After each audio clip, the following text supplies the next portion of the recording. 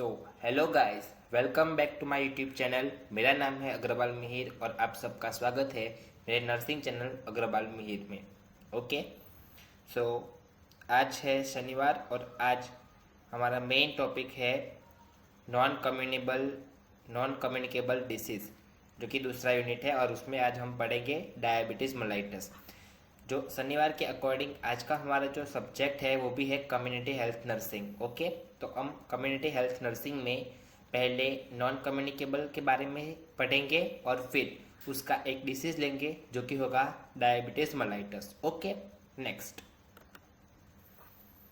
अब यहाँ पर क्या लिखा है? फर्स्ट बोला जा रहा है define non communicable disease. Okay, so इसकी डेफिनेशन क्या है? तो द वर्ल्ड हेल्थ ऑर्गेनाइजर, एक minute, the world health organisation define non communicable disease as chronic condition of long duration that cannot be spared directly from person to person। यानी जो भी disease, जो भी नॉन कम्युनिकेबल डिसीज लंबे time से चलता आ रहा है, लॉन्ग टाइम से चलता आ रहा है, लेकिन वो directly person to person contact से नहीं फैलता। अब कम्युनिकेबल में क्या होता है कि वो पर्सन के पर्सन कांटेक्ट से फैल जाता है, लेकिन नॉन कम्युनिकेबल में ये ऐसा नहीं होता। ओके, और इस डेफिनेशन के जो मतलब जिसने दी है वो सीधा सीधा है डब्ल्यू एच हेल्थ नहीं, वर्ल्ड हेल्थ ऑर्गेनाइजेशन उर्फ WHO। Okay, next. अब रिस्क फैक्टर्स क्या होते हैं? NCDs। अब व्हाट अबाउट NCDs, यानी NCDs क्या होता है? तो NCDs का मतलब है, N का मतलब नॉन, C का मतलब कम्युनिकेबल, D का मतलब disease. Okay, NCDs, non communicable disease, it's shortcut NCDs। Next, first क्या लिखा है? Unhealthy diet. अगर आप अनहेल्दी यानी जंक फूड खाते हो तो उससे आपको नॉन कम्युनिकेबल डिसीज होने के खतरे बढ़ जाते हैं। सेकेंड है लेक ऑफ फिजिकल एक्टिविटीज। अगर आप घर पर एक्सरसाइज नहीं कर सकते तो आपको ओबेसिटी यानी ओवरवेट का खतरा बढ़ सकता है। थर्ड, तंबाकू यूज़ करने से या गुटखा खाने से आपको कैंसर जैसी बीमारियां होने का रिस्क बढ़ जाता है। Next, alcohol consumption, same as well as, इसका कंजप्शन करने से आपको जो क्या बोलते हैं अंदर, हाँ, शरीर में सब्सटेंस एब्यूज की मात्रा बढ़ जाती है, जो आपकी क्रिटिकल थिंकिंग प्रोसेस को एकदम कम कर देती है या ख़त्म कर देती है। ओके, ये स्ट्रेस लेवल तो उस टाइम कम करती है, लेकिन ये एक बहुत बड़ा रिस्क फैक्टर है जो आपके दिमाग पर कंट्रोल करता है। आपकी logical thinking, problem solving skills समेत आपकी सारी जो भी ब्रेन कैपेसिटी होती है उसको कम कर देती है, इतना कम कर देती है कि आपको फिर कुछ आइडिया ही नहीं होता। Okay, next, environment factor. Okay, अब आपके आसपास का एनवायरनमेंट कैसा है वो भी आपको डिसाइड करता है कि आपको नॉन कम्युनिकेबल डिसीज होगा या नहीं। अगर आप घर पे है, आपका घर जनरली सबका क्लीन ही होता है, तो वहाँ पे ये एनवायरनमेंट फैक्टर लागू नहीं पड़ता। लेकिन एज ए नर्स अगर आप हॉस्पिटल में काम करते हैं तो आप कौन से पेशेंट के साथ डील करते हो, कौन से पेशेंट के साथ हो, कौन से वार्ड में हो, कैंसर वार्ड है, ICU है, पीडियाट्रिक वार्ड है, कौन से वार्ड में हो, किस तरह के पेशेंट है, उनके पास रहने के बाद आपको पता चलेगा कि अगर उनके कांटेक्ट में आने से आपको ये पर्टिकुलर डिसीज होने के चांसेस कितने हैं। अगर आप TB वार्ड में हो तो आपको TB होने के चांसेस ज़्यादा है, आपको उसके प्रिकॉशंस पहले ही लेने पड़ेंगे। ओके, मैं ये नहीं कहूँगा कि आप उस वार्ड में नहीं जा सकते या ये रिस्की है, आपको वहाँ जाकर काम करना है, लेकिन उसको प्रिकॉशंस के साथ करना है। ओके, नेक्स्ट, अगर आप ICU वार्ड में काम करते हो तो आपको ICU के लिए जो स्पेसिफिक किट आती है वो पहन के जाना है। ओके, जिससे आपको इतना प्रोटेक्शन तो मिल जाएगा कि आपको कोई आसानी से इन्फेक्शन नहीं होगा। थर्ड पॉइंट बोलता है कि सेफ्टी इज़ फर्स्ट। ओके, चलो नेक्स्ट, ये तो हमने पढ़े थे मॉडर्न रिस्क ऑफ फैक्टर्स, अब थोड़े जनरली पढ़ लेते हैं, क्योंकि पहले हम जनरल ही लिखने वाले हैं और हर जगह जनरल लिखने के बाद धीरे धीरे धीरे हम उसका एक स्टेप अगला जो होता है वो मॉडिफाई करके जाते हैं मॉडिफिकेशन पर यहाँ पर मैंने पहले मॉडिफिकेशन लिख दिया था ताकि आपको आइडिया आ जाए कि मॉडिफाई फैक्टर्स कौन से होंगे रिस्क वाले और नॉन मॉडिफाई कौन से होंगे। ओके, अब नॉन मॉडिफाई में तो बेसिक है जो आपको पहले भी आते होंगे, इसलिए मैंने इसको बाद में रखा है। तो सबसे पहला फैक्टर है age, second sex, third family history. ये स्पेसिफिक डेटा आपको हॉस्पिटल और कम्युनिटी के एरियाज में देखने को मिलेगा। Next high blood pressure, overthinking या कुछ हाइपर टेंशन के कारण हाई ब्लड प्रेशर, बराबर, शुगर लेवल बढ़ जाना, उस सब। Next high blood glucose level, obviously connected with diabetes. High blood fat level, I think it is body fat level होगा। एंड नेक्स्ट है excessive obesity.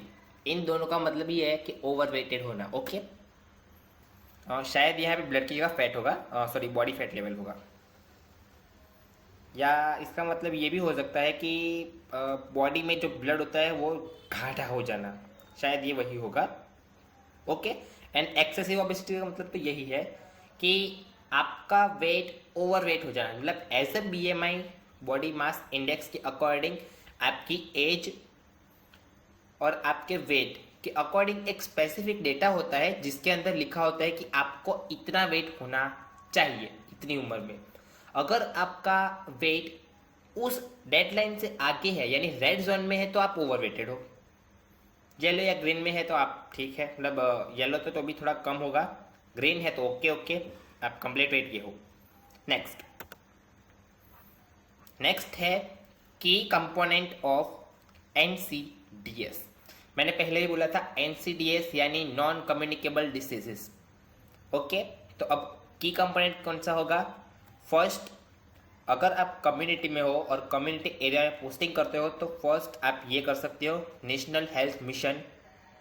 Next, national programme for prevention and control of cancer, diabetes, cardiovascular disease and stroke. यानी आप community में अलग अलग गांव या किसी जगह पर जा सकते हो, वहाँ पर कैंसर को कैसे कंट्रोल करें या उसे रोके, डायबिटीज़ कैसे रोके, कार्डियोवास्कुलर डिसीज़ का सामना कैसे करें, स्ट्रोक से कैसे बचे, उसके फ्लैश कार्ड बनाओ, उसका प्रेजेंटेशन करो, हेल्थ एजुकेशन दो, हेल्थ टॉक दो। यानी इन सब से आप उनमें अवेयरनेस फैलाओ कि इन रोगों से आपको डरना नहीं है, आपको इनका सामना करना है और कैसे इनसे बचना है, वो सब के बारे में आपको जानकारी देनी होती है। Next, same as well as national तंबाकू control programme. Okay, physical activity promotion. Okay, वहाँ जाओ, वहाँ के लोगों को समझाओ कि सुबह एक्सरसाइज करो। वैसे तो समझाने की ज़रूरत नहीं है क्योंकि रूरल एरिया में लोग वैसे भी सुबह जल्दी उठते हैं, खेत में काम करते हैं या फिर कोई भी काम करते हो, वो उनकी एक्सरसाइज वैसे भी फिजिकल होती है। लेकिन यहाँ पे लिखा है तो आप लोगों को प्रमोशन कर देना चाहिए, जैसे running, walking, thinking capability. Okay, साथ साथ एक्सरसाइज, मॉर्निंग योगा तो जो कि मेंटल कामनेस में आएगा, लेकिन फिर भी ओके। अब जो नेक्स्ट पॉइंट है वो नेशनल मेंटल हेल्थ प्रोग्राम है। अब आपको मुझे ये सवाल का जवाब देना है, नेशनल मेंटल हेल्थ डे होता कब है? ओके, अभी गया था, आप लोग मुझे कमेंट में बताना। ओके, कोई भी AI का यूज़ करके नहीं लिखेगा, डायरेक्ट जिसको जो डेट पता है वो मेरे को लिख दे, मैं उसका करेक्शन कर दूंगा विथ डिटेल डिस्क्रिप्शन। ओके, तो मिलते हैं नेक्स्ट। हमारा पहला पॉइंट है, यानी पहला डिसीज है डायबिटीज मेलाइटस। सो डायबिटीज मेलाइटस पहले होता क्या है? So here it is defined, diabetes is a disease in which the body either doesn't produce enough insulin hormone or can't properly utilize release insulin due to insulin resistance। मतलब diabetes एक ऐसा रोग है जिसके कारण हमारी बॉडी के जो लीवर का फंक्शन है उस मतलब लीवर के अंदर इंसुलिन का प्रोडक्शन एकदम बंद हो जाता है या कम हो जाता है। ओके, अब इंसुलिन बनेगा ही नहीं तो इंसुलिन न बनने से ग्लूकोज का लेवल बढ़ जाएगा। सिंपल भाषा में बोलूँ तो जैसे जैसे इंसुलिन का लेवल कम होगा वैसे ग्लूकोज का लेवल बढ़ जाएगा। ओके, और हमको क्या करना है यहाँ पे, ग्लूकोज का लेवल और इंसुलिन दोनों का लेवल बैलेंस रखना है। क्यों? क्योंकि वो डायबिटीज मेलाइटस का सॉल्यूशन है। Okay, now next. पर हम डेफिनेशन की बात कर रहे थे तो उसमें क्या होगा कि कुछ टाइम मतलब कुछ कंडीशंस में होता है कि ग्लूकोज का लेवल बढ़ जाता है, इंसुलिन कम हो जाता है, तो कुछ में ऐसा होता है इंसुलिन बढ़ जाता है, ग्लूकोज घट जाता है। ओके, सो कोई भी एक चीज बढ़ जाती है और दूसरी अपोजिशन वाली चीज घट ही जाती है डायबिटीज के अंदर, चाहे वो इंसुलिन हो चाहे वो ग्लूकोज हो। Next, generally a blood glucose level taken randomly of over 150 ml DL should lead a suspicion of diabetes. Generally blood का जो ग्लूकोज लेवल हम लेते मतलब ब्लड ग्लूकोज टेक ओवर करते हैं या रैंडमली किसी का वो एक टेस्ट आता है जिसको हम शायद से ब्लड ग्लूकोज टेस्ट कहते हैं, उसका करेक्शन भी आप लोगों को ही करना है। वो कौन सा टेस्ट है जिसमें हम ग्लूकोज लेवल चेक करते हैं। ओके, और उसको मेडिकल टर्मिनोलॉजी में क्या बोलते हैं ये भी आपको मुझे कमेंट करना है। ओके, इतने लेक्चर्स पढ़े हो आपको कुछ तो आइडिया होगा ना कि उसे क्या बोलते हैं। ओके, अगर किसी का ब्लड ग्लूकोज लेवल या किसी का MMHG स्फिग्मोमैनोमीटर में 140 आ रहा है तो वो नॉर्मल कंडीशन से काफ़ी ज़्यादा होता है। नॉर्मल होता है 120/80। ओके, और यहाँ पे होता है 140। अगर 140/90 आता है तो ये हाइपरटेंशन और डायबिटीज मेलाइटस का एक सस्पिशियस सुपर केस कहलाता है। नेक्स्ट, डायबिटीज के कितने टाइप्स होते हैं? First, type 1 diabetes. Okay, second type 2 diabetes, मैं भी समझ गया। ओके, और थर्ड होता है गैस्टेशनल डायबिटीज। है गैस्टेशनल डायबिटीज, इसका मतलब डायबिटीज में गैस होता है ऐसा कुछ नहीं होता, डायबिटीज में कोई गैस नहीं होता है। आगे मैं बताता हूँ, जल्दबाजी नहीं करता, टॉपिक को शांति से पढ़ो, सब समझ आ जाएगा। क्या लिखा है? Explain about the diabetes. मैंने बोला था मैं आपको समझाऊंगा भी। अब जो आपको गैस स्टेशन का डाउट था, जो आपको लग रहा था गैस स्टेशन में गैस होगा, बिल्कुल ऐसा नहीं है, वो एक जस्ट सिंपल मजाक था, उसको आप साइड पे रखो और यहाँ पे पढ़ो। टाइप 1 में लिखा है जिसको स्क्रीनशॉट लेना है वो स्क्रीनशॉट भी ले सकता है। ओके, और जिसको पीपीटी चाहिए वो मेरे को मतलब इस वीडियो पर 50 लाइक एम्स होने दीजिए, मैं इसकी पीपीटी खुद कमेंट सेक्शन में पिन कर दूंगा। Okay, now next. टाइप 1 में क्या होता है? Body doesn't produce insulin at all. People with this form of diabetes require daily injection of insulin in order to control the level of glucose of their blood. मतलब अगर किसी patient की body में insulin produce नहीं होता और जो people को डायबिटीज़ के लिए डेली इंसुलिन के इंजेक्शंस लगवाने पड़ते हैं, वो भी ब्लड ग्लूकोज के बढ़ने के कारण, ओके वो आ जाएगा टाइप 1 डायबिटीज़। इसमें क्या होता है कि ग्लूकोज का लेवल बढ़ जाता है तो हमें इंसुलिन कम हो जाता है, तो इंसुलिन को बढ़ाने के लिए इंसुलिन के इंजेक्शन लगाने पड़ते हैं।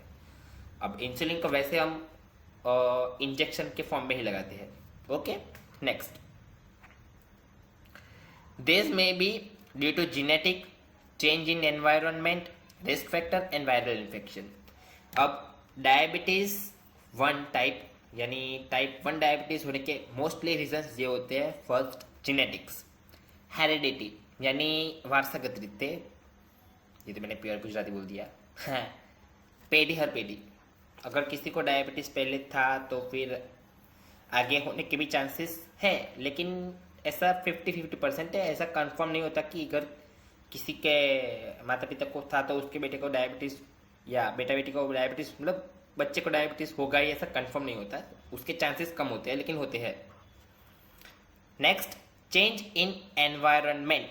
अगर आप हॉस्पिटल में काम कर रहे हो, टाइप 1 डायबिटीज़ का पेशेंट है, आप उसकी ट्रीटमेंट कर रहे हो, तो चांसेस है कि आपको डायबिटीज़ हो। अब कैसे होगा वो आपके प्रिकॉशंस पे डिपेंड करता है। अगर आप सेफ्टी रखते हो तो आपको नहीं होगा, लेकिन आपकी सेफ्टी नहीं होती और आप अगर थोड़े से भी चूक जाते हो तो फिर आपको होने के चांसेस बढ़ जाते हैं। या आपकी इम्यूनिटी पावर लो है तो आपको उसे बढ़ाने की ज़रूरत है, क्योंकि आजकल वायरल इन्फेक्शन बढ़ रहे हैं और बढ़ते हुए वायरल इन्फेक्शंस में आपको any type of non communicable और कम्युनिकेबल डिसीज बढ़ जाते हैं। वो आपको होने के चांसेस बढ़ जाते हैं, चाहे वो नर्सिंग के स्टूडेंट्स हो, चाहे वो नर्सिस हो, चाहे वो नर्सिस ना हो, और कोई रैंडम इंसान भी क्यों ना हो। अगर उसकी डायबिटीज़ नहीं, अगर उसका मेनली इम्यूनिटी सिस्टम स्ट्रांग नहीं है तो उसको डिसीज़ होने के चांसेस काफ़ी बढ़ जाते हैं। लेकिन वहीं पे अगर दूसरा बंदा है जिसके इम्यूनिटी पावर स्ट्रांग हो तो उसको जल्दी डिसीज नहीं लगते। ओके, अब हु गेट्स इट। अब टाइप 1 डायग्नोसिस यानी टाइप 1 डायबिटीज किन किन को होने के चांसेस सबसे ज़्यादा है। सो यहाँ पे क्या लिखा है, the diagnosis of type 1 diabetes can be affect childhood but it is more likely below 50 years of age. Okay, अब यहाँ पे लिखा है बिलो 50। तो ये डायबिटीज अफेक्ट करता है छोटे बच्चों को और 15 साल के बच्चों या 15 साल से कम के बच्चों को। ओके, यहाँ 15 साल से ज़्यादा बच्चों के नहीं आएगा ये टाइप 1 का डायबिटीज। मोस्टली 15 साल के बच्चों या 15 साल से कम उम्र वाले बच्चों में दिखता है।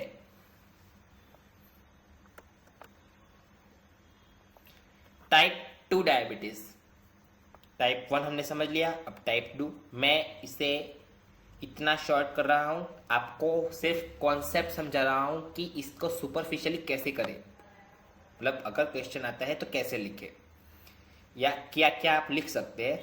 ओके, वही है। सो ये मत सोचो कि डायबिटीज़ में सिर्फ इतना ही आएगा। आपको एक बार तो अपनी खुद की नोट्स पढ़नी होगी, not dependable in this PDF। Okay, so type 2 diabetes में क्या होता है, this is the most common type of diabetes. The body produce some insulin but not enough और the cell can't use this insulin very well. यानी ये जो type 2 diabetes होता है वो मोस्ट कॉमन टाइप है डायबिटीज़ का, जिसमें होता ये है कि इंसुलिन बहुत ही कम अमाउंट में प्रोड्यूस होता है, बट वो पैंक्रियास के सेल से इतना नहीं प्रोड्यूस होता है इतने अमाउंट में जिसकी हमारे बॉडी को रिक्वायरमेंट होती है। जो हमारे बॉडी के लिए अच्छा हो उतना इंसुलिन हमें टाइप 2 वाले डायबिटीज़ के पेशेंट्स को नहीं मिलता।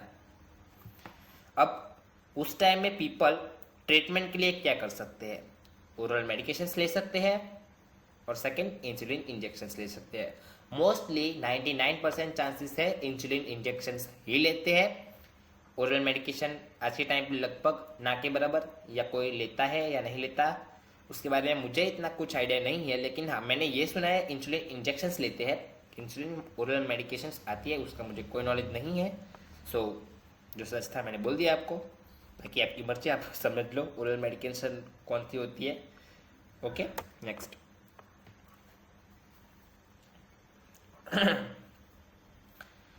To be continue, in community health nursing, type 2 diabetes is primarily observed in adult aged 45 and older individuals with lifestyle and those are overweight or obese.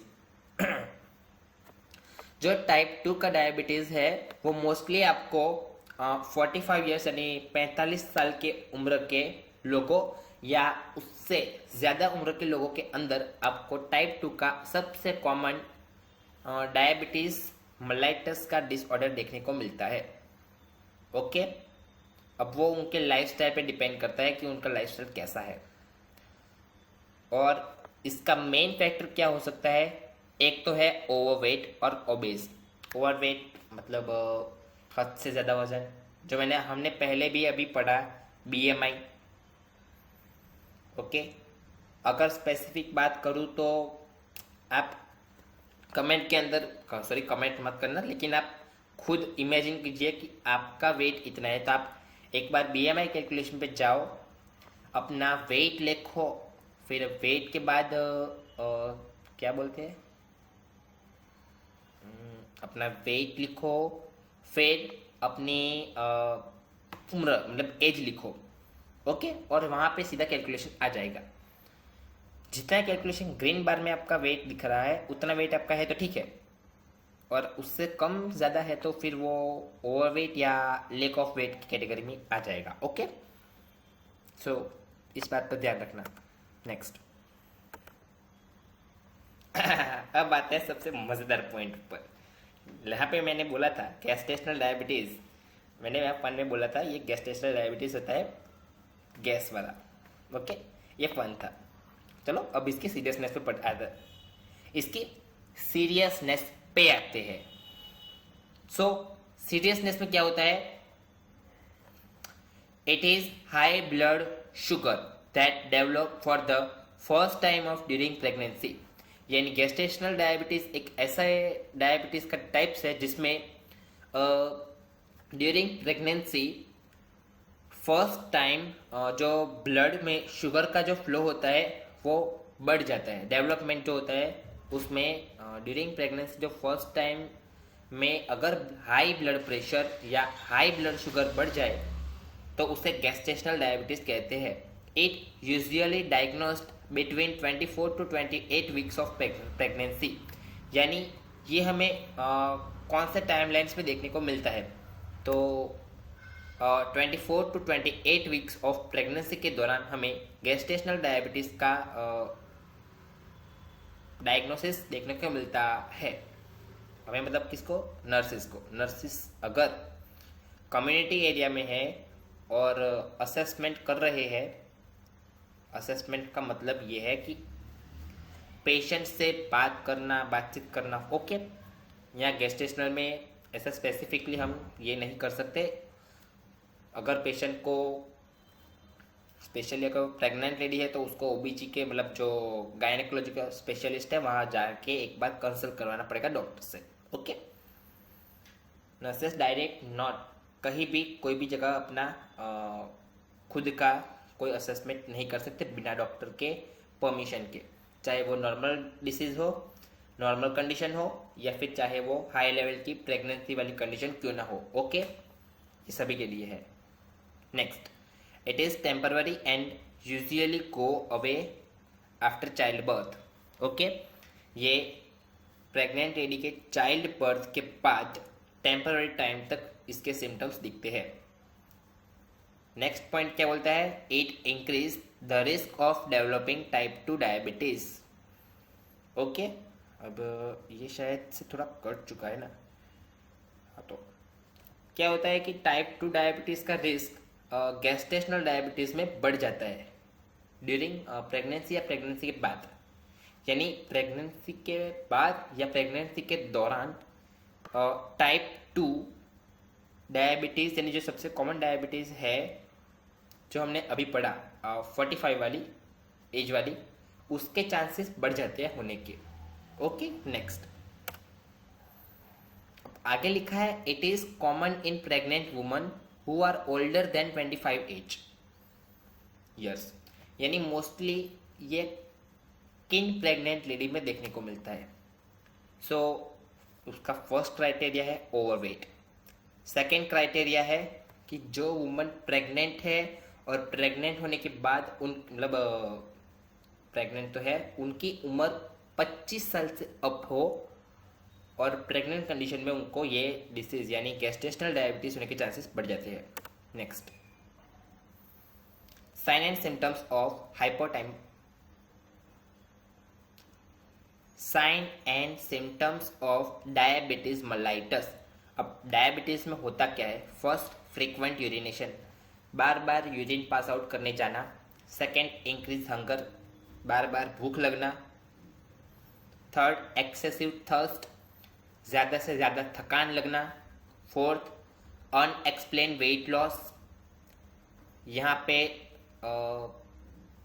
होता क्या है कि जो पेशेंट का वेट है वो काफ़ी कम हो जाता है। नेक्स्ट, लैक ऑफ एनर्जी, जो एनर्जी होती है उस वो कम हो जाती है। कम यानी समझो, स्लो हो जाती है, कम हो जाती है, घट जाती है। एक्सट्रीम टायर्डनेस, एकदम लेजीनेस फील होता है। ब्लड विजन, थोड़ा विजन में देखने में थोड़ी प्रॉब्लम आ जाती है। सीवियर इन्फेक्शंस होना, ऑफिशियल तौर पर इसका सीवियर इन्फेक्शंस होते हैं। ये आपको एग्जामिनेशन करने पर पता चलेगा कि उसको यानी जो पेशेंट्स है उसमें किस पेशेंट को कौन सा इन्फेक्शन हो चुका है। Next, vaginal infection in pregnant woman, यानी गेस्टेशनल डायबिटीज़ में प्रेग्नेंट वुमन में आपको कॉमनली वजाइनल इन्फेक्शन देखने को मिलेगा। स्लो वुंड हीलिंग, जो वुंड हीलिंग होती है वो डायबिटीज़ मेलाइटस के दौरान उसका जो हीलिंग प्रोसेस होता है वुंड का वो काफ़ी स्लो हो जाता है। ये एक साइन एंड सिम्टम्स है, इससे आप आइडेंटिफाई कर सकते हैं। तो ये थे कुछ ऐसे साइन एंड सिम्टम्स जिससे आप पता लगा सकते हैं कि पेशेंट को डायबिटीज़ मेलाइटस है या नहीं।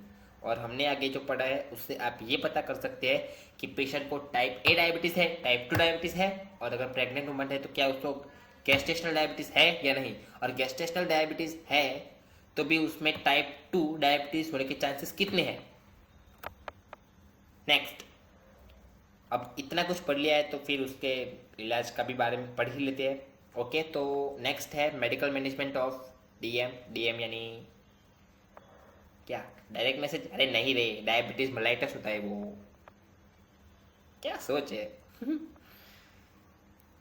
ओके, सो मेडिकल मैनेजमेंट, तो फर्स्ट क्या है, मेडिकल क्लास।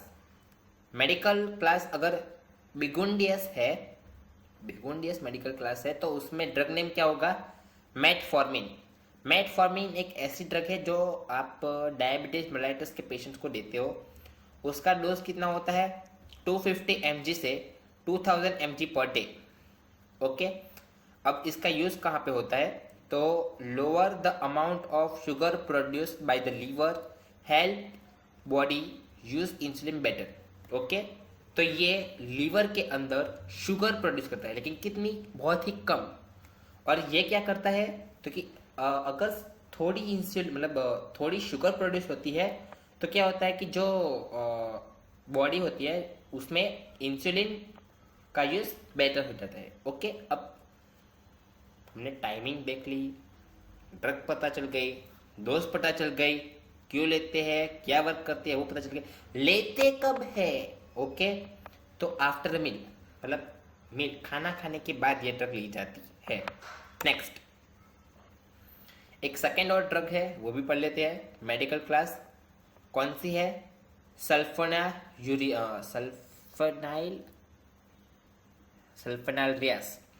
जी। ये थोड़े पीपीजीज के नाम है, यानी फार्मेकोलॉजीज में इंक्लूड। कभी कभी नाम कुछ ऐसे होते हैं कि उसको पढ़ने में दिक्कत आ जाती है, जो कि जनरल है, हमें भी आती है। फिर चाहे वो फार्मासिस्ट भी हो, मतलब सबको ऐसे नाम पढ़ने में दिक्कत होती है। हमारे रोजिंदे नाम में पढ़ने में ये नहीं आते हैं, तो इसलिए हमें ये नाम पढ़ने में थोड़ी प्रॉब्लम आ सकती है। सो नेम क्या है, ग्लिबेन क्लेमिडाई। इट्स माई मिस्टेक, अगर नाम में मिस्टेक हो हम इसको ब्रेक डाउन करके पढ़ते हैं। ग्लीबेनक्लामाइड, क्या, ग्लीबेनक्लामाइड।